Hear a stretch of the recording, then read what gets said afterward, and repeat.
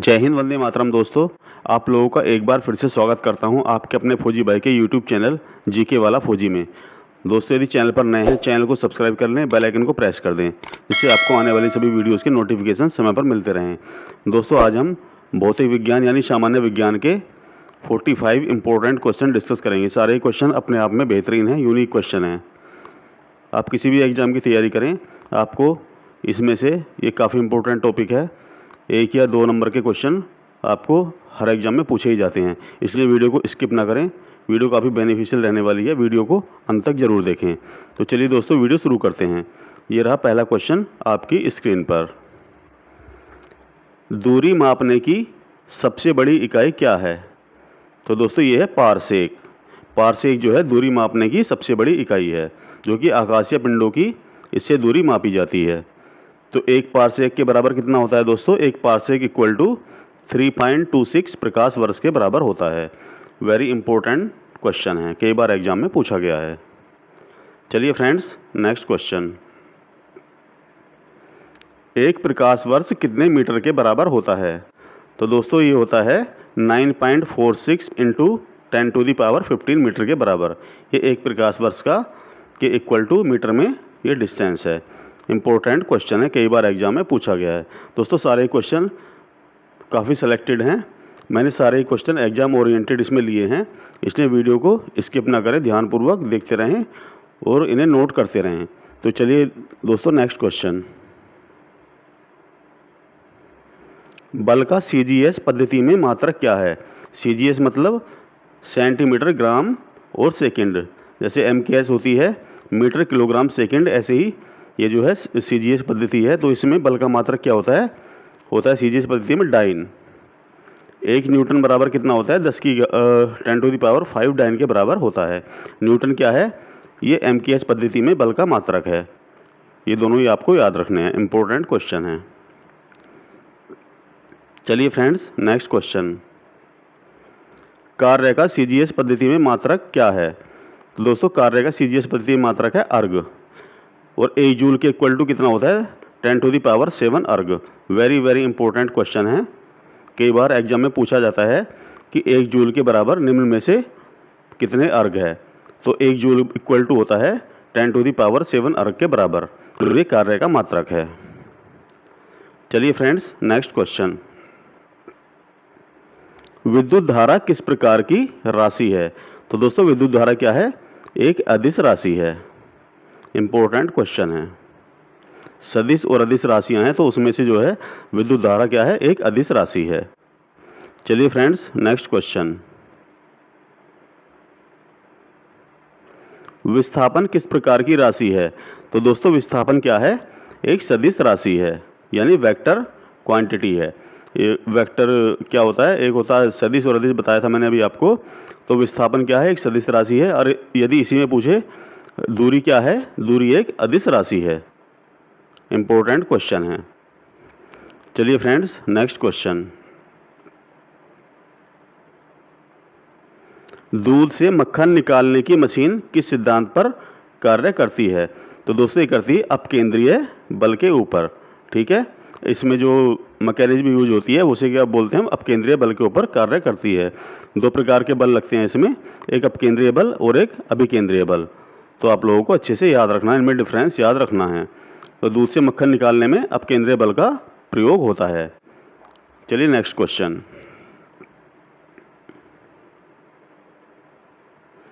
कैंची कौन सी श्रेणी का उत्तोलक है?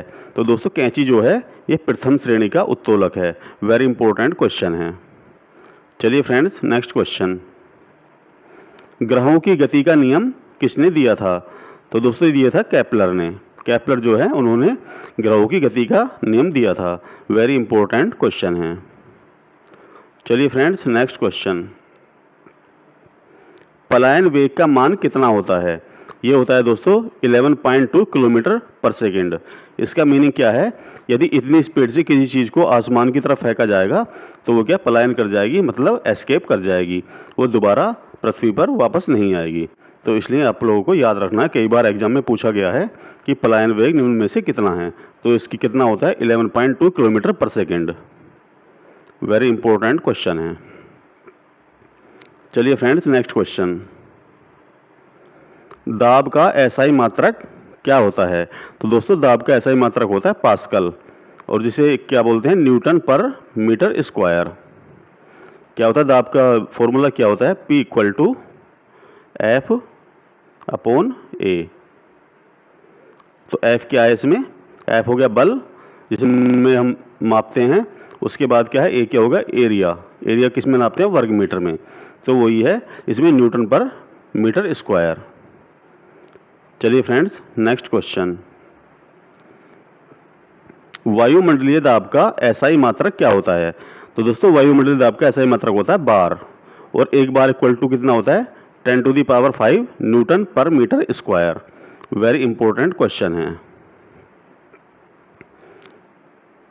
10⁵ न्यूटन पर मीटर स्क्वायर, ये क्या है, इसे पास्कल भी कहते हैं। ऊपर इससे पहले एक क्वेश्चन आ चुका है, क्वेश्चन नंबर 11।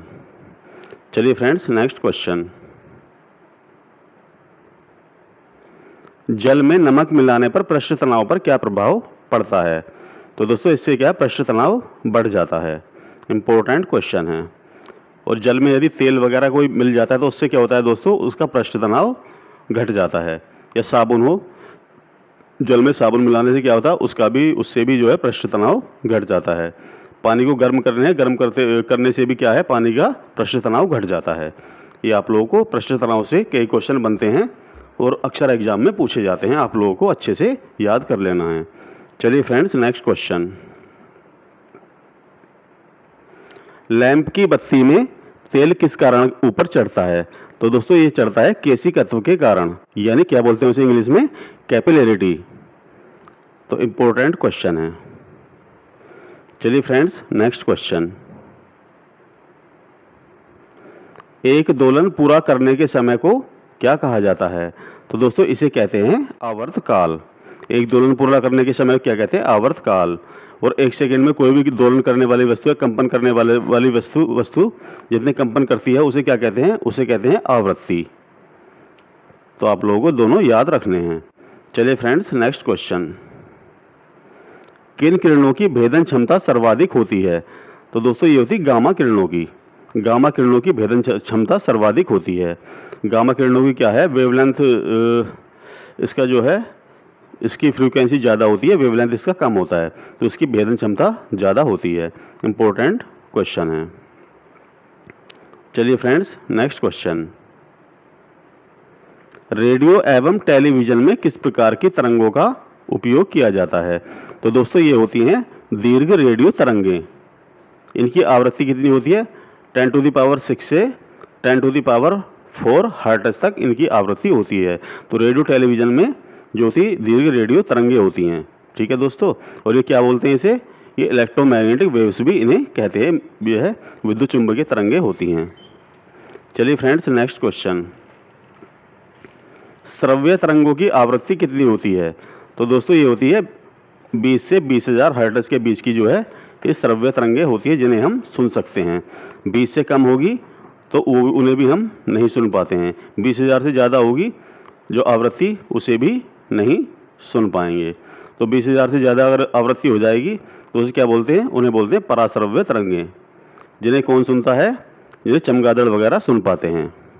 यह आप लोगों को याद रखना है, इम्पोर्टेंट क्वेश्चन है। चलिए फ्रेंड्स, नेक्स्ट क्वेश्चन, वायु में ध्वनि की चाल कितनी होती है? तो दोस्तों वायु में ध्वनि की चाल 332 मीटर पर सेकेंड होती है। वेरी इंपॉर्टेंट क्वेश्चन है, कई बार एग्जाम में पूछा गया है। चलिए फ्रेंड्स, नेक्स्ट क्वेश्चन, दाब बढ़ने पर ध्वनि की चाल पर क्या प्रभाव पड़ता है? तो दोस्तों दाब बढ़ने पर ध्वनि की चाल क्या है, अपरिवर्तित रहती है, कोई प्रभाव नहीं पड़ता है। और ध्वनि की चाल सबसे ज़्यादा किस में होती है, मेटल्स में, यानी ठोस पदार्थों में सबसे ज़्यादा ध्वनि की चाल होती है। उसके बाद होती है, उसके सेकंड नंबर पर आता है द्रवों में, और सबसे कम किस में होती है, गैसों में। गैसों में ध्वनि की चाल सबसे कम होती है। चलिए फ्रेंड्स, नेक्स्ट क्वेश्चन, उष्मा का एसआई मात्रक क्या होता है? तो दोस्तों उष्मा का एसआई मात्रक क्या है, जूल। इंपॉर्टेंट क्वेश्चन है। चलिए फ्रेंड्स, नेक्स्ट क्वेश्चन, 1 ग्राम जल का ताप 1 डिग्री सेंटीग्रेड बढ़ाने के लिए आवश्यक उष्मा को क्या कहते हैं? तो दोस्तों इसे क्या कहते हैं हम, एक कैलोरी इक्वल टू क्या होता है, 4.186 जूल के बराबर होता है। इंपॉर्टेंट क्वेश्चन है। चलिए फ्रेंड्स, नेक्स्ट क्वेश्चन, परम शून्य ताप किसे कहते हैं? तो परम शून्य ताप होता है दोस्तों -273 degree centigrade. Very very important question है। ब्रह्मांड में किसी भी चीज़ का टेम्परेचर इससे कम नहीं हो सकता। ज़्यादा तो कितना भी हो सकता है मैक्सिमम, लेकिन जो मिनिमम है -273 डिग्री सेंटीग्रेड से कम नहीं हो सकता। तो इसे क्या बोलते हैं, इसे बोलते हैं परम शून्य ताप। ठीक है दोस्तों, चलिए नेक्स्ट क्वेश्चन,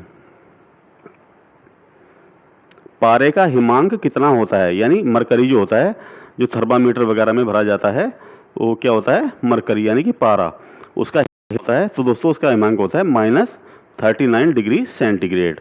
तो इसका मीनिंग क्या हुआ, जो पारे वाला थर्मामीटर होता है उससे हम -39 डिग्री सेंटीग्रेड तक का टेम्परेचर माप सकते हैं, क्योंकि इस टेम्परेचर पर क्या है, वो जम जाता है। उससे डाउन टेम्परेचर हम उससे नहीं माप सकते। इम्पोर्टेंट क्वेश्चन है। चलिए friends, next question, mercury thermometer का आविष्कार किसने किया था? यानी कि मरकरी मतलब पारा, पारे को इंग्लिश में मरकरी कहा जाता है। तो मरकरी थर्मामीटर का आविष्कार किसने किया था? इनका नाम है साइंटिस्ट फारेनहाइट ने। इंपॉर्टेंट क्वेश्चन है, कई बार एग्जाम में पूछा गया है। चलिए फ्रेंड्स, नेक्स्ट क्वेश्चन, सबसे अधिक विशिष्ट ऊष्मा किस पदार्थ की होती है? तो दोस्तों ये होती है पानी की। विशिष्ट ऊष्मा मतलब कि टेम्परेचर को अपने अंदर रोकने की क्षमता सबसे ज़्यादा होती है दोस्तों पानी की। क्योंकि पानी को जो है जब हम गर्म करते हैं तो सबसे ज़्यादा टाइम लेता है वो ठंडा होने में। बाकी सभी चीज़ों से, मेटल को भी हम गर्म करेंगे तो उससे जल्दी, पानी से जल्दी वो ठंडी हो जाती है, लेकिन पानी सबसे ज़्यादा देर में ठंडा होता है। उसके अंदर कैपेसिटी हीट को अपने अंदर रखने की सबसे ज़्यादा होती है। तो उसे क्या बोलते हैं, विशिष्ट ऊष्मा। चलिए फ्रेंड्स, नेक्स्ट क्वेश्चन, सूर्य से पृथ्वी पर ऊष्मा का संचरण किस विधि के द्वारा होता है? तो दोस्तों ये होता है विकिरण के द्वारा। विकिरण यानी रेडिएशन के द्वारा। इंपॉर्टेंट क्वेश्चन है। 3 टाइप के ऊष्मा के संचरण की विधि होती है दोस्तों। एक होता है संवहन, एक होता है चालन और एक होता है विकिरण। जो ठोसों में होता है, ठोस जो होते हैं उनमें ऊष्मा का चालन होता है किस विधि से होता है, वो होता है चालन के द्वारा। और द्रवों में क्या होता है, वो होता है संवहन के द्वारा। जब हम पानी को गर्म करते हैं तो हीट जो है उसमें जाती है, तो वो उसके अंदर जो मॉलिक्यूल्स होते हैं उनके द्वारा हीट ऊपर की तरफ ट्रांसफ़र होती है। तो उसे क्या बोलते हैं, उसे बोलते हैं संवहन के द्वारा। ये आप लोगों को तीनों में क्या डिफरेंस है, याद रखना है। इंपॉर्टेंट क्वेश्चन है। चलिए फ्रेंड्स, नेक्स्ट क्वेश्चन, ध्वनि की तीव्रता को किस में मापा जाता है? तो दोस्तों ध्वनि की तीव्रता को डेसिबल में मापा जाता है। और इसे किससे डिनोट करते हैं, इसे करते हैं डीबी से। डीबी से इसे डिनोट करते हैं। तो ध्वनि की तीव्रता को डेसिबल में मापा जाता है। वेरी इंपॉर्टेंट क्वेश्चन है, कई बार एग्जाम में पूछा गया है। चलिए फ्रेंड्स, नेक्स्ट क्वेश्चन, मनुष्य अधिकतम कितनी तीव्रता की ध्वनि सुन सकता है? तो दोस्तों ये है 95 डेसिबल। इससे ज़्यादा की तीव्रता मनुष्य नहीं सुन सकता। चलिए फ्रेंड्स, नेक्स्ट क्वेश्चन,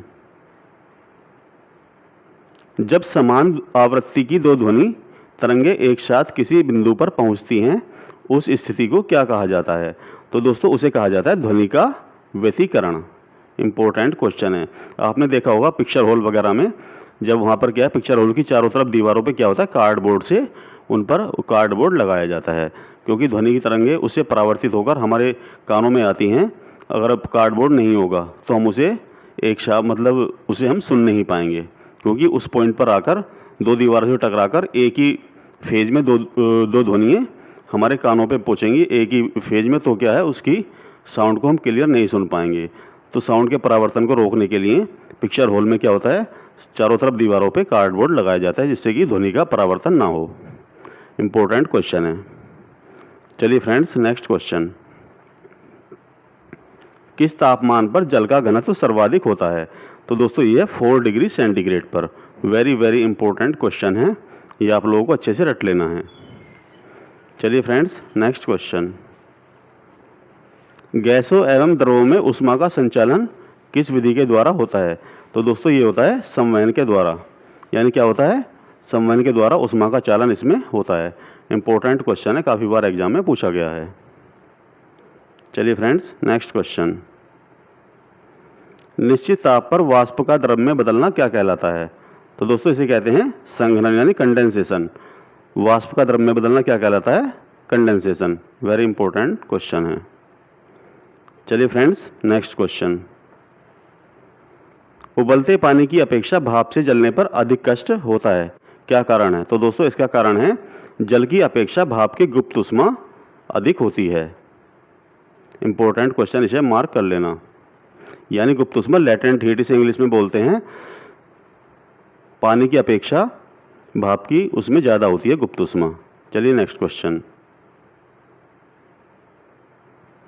रेफ्रिजरेटर में प्रशीतक के लिए कौन सी गैस भरी जाती है? यानी कूलिंग के लिए कौन सी गैस भरी जाती है दोस्तों? ये होती है फ्रीऑन गैस।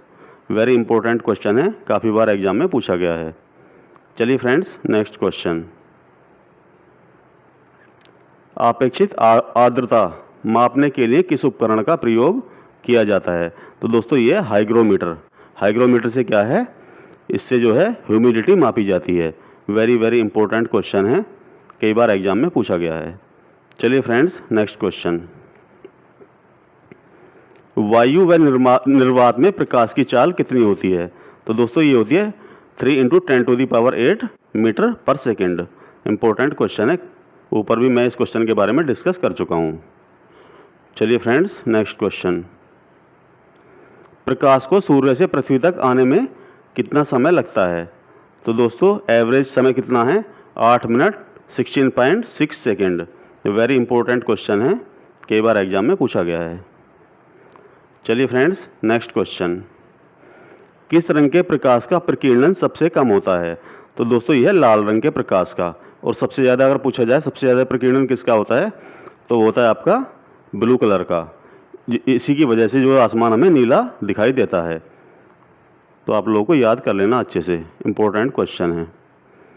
चलिए फ्रेंड्स, नेक्स्ट क्वेश्चन। यदि कोई व्यक्ति दर्पण के सामने चलता है तो उसे अपना प्रतिबिंब किस चाल से चलता हुआ दिखाई देगा? तो दोस्तों ये दिखाई देगा दोगुनी चाल से।